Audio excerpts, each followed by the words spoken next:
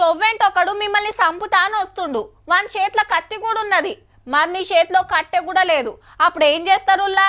దొరకకుండా పారిపోతానికి చూస్తారా, లేకుంటే రారా పొడురా నీ సంగతి చూస్తా అని మీదికి పోతారా? ఎవ్వలైనా గదే చేస్తారు. ఆపతిలో ఆడికెళ్ళి తప్పించుకోవాలని చూస్తారు. కుదరకుంటే కాళ్ళ ఏళ్ళబడి బతిల్లాడుకుంటారు, అంతే కదా. ఏహే ఆడోళ్ళు ఉత్తగానే బుగులు పడతారు, గింత ధైర్యం ఉండదు ఏముండదు, కొట్లాడలే గాని బతిమిలాడేందమ్మా అని మేమంటలేముల్లో. హర్యానాలో బీజేపీ ఎంపీ రామచంద్ర గారు గొప్పగా మాట్లాడబట్టే. उनके सामने उनके पति को कोई निरपराध इस तरह से गोली नहीं मार सकता था, चाहे वो भी शहीद हो जाए। जोश नहीं था, जज्बा नहीं था, दिल नहीं था, इसलिए हाथ जोड़ के गोली का शिकार हुआ। ఇంతకు ఎవల గురించి అంటున్నాడో తెలుసునా? కాశ్మీర్ రగ్గా దినం జరిగిన కాల్పుల గురించి. టెర్రరిస్టు బడివగాలు మీ భర్తలను కాల్చి చంపుతుంటే వద్దు వద్దు అని ఆలం బతిపిలాడేంది, ధైర్యం చేసి మలరవాడ కానవట్టే.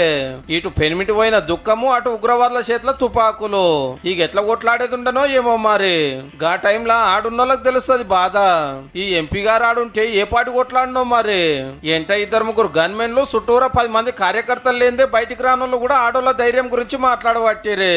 అదే కల్నల్ సోఫియా కురేషి ఆపరేషన్ సింధూర్ ముంగట నడిస్తే హే ఆమె టెర్రరిస్టుల చెల్లె, అందుకే సెలెక్ట్ చేసిండ్రని మధ్యప్రదేశ్ మంత్రి గారు మాట్లాడినందుకు సుప్రీంకోర్టు కూడా ఆర్పారు అరుచుకునే. అదే రాష్ట్రం చిన్న సీఎం గారేమో మోడీ కాలకు మన సైన్యం నమస్త పెడుతుంది అనే. ఇట్లా మునం పెట్టి బీజేపీ లీడర్లు అంతా ఉద్దర మాటలు మాట్లాడే వరకు ప్రతిపక్షాలే కాదు పబ్లిక్ గా జోపుడు జోపుతున్నారు. నడిమిట్ల ట్రంప్ పెత్తనం దానిలో ఒలి నడుస్తుంటే ఇంకో దిక్కు సొంత పార్టీలు పలసగా చేస్తుండే వరకు ఇక లాభం లేదని ప్రధానమంత్రి మోడీ సారే వార్నింగ్ ఇచ్చిండు. ఆపరేషన్ సింధూర్ గురించి పచ్చి మాట్లాడితే మంచిగా ఉండదని. కానీ గిసొంటి మాటలే గనక ఏరే పార్టీ లీడర్లు అంటేనా దేశద్రోహం సర్టిఫికేట్ చేతిలో పెట్టి చీల్చి చెండాడేటోళ్ళు మరి.